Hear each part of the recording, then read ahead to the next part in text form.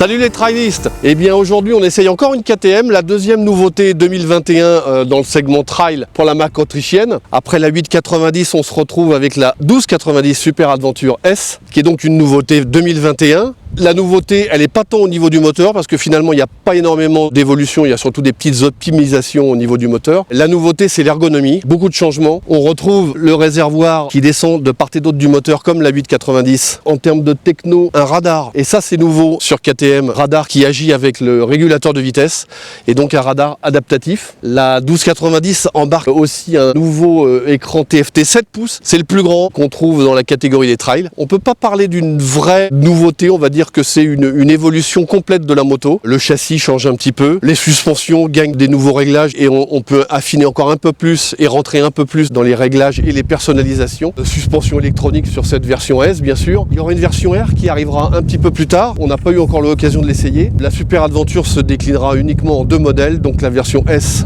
celle-là, et la version R, il n'y aura pas de version standard. Niveau équipement, des nouveaux commandos qui sont beaucoup plus intuitifs que par le passé. Super moto qui donne envie de rouler vite parce que c'est une moto puissante, 160 chevaux. On a hâte de voir ce que donne cette nouvelle répartition des masses, c'est ce qu'on est allé tester aujourd'hui et on vous dit tout de suite ce que ça donne.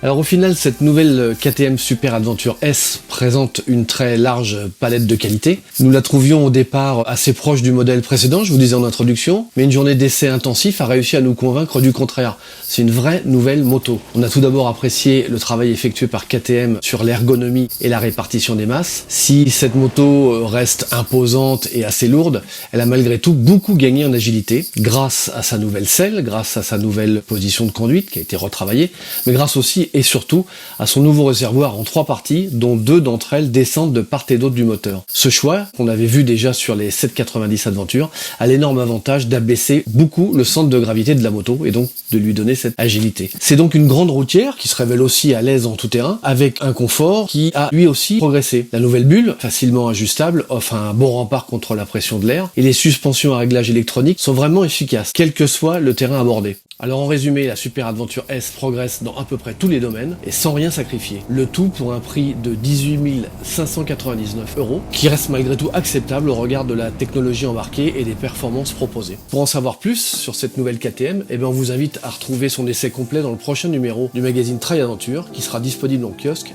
à la fin du mois d'avril.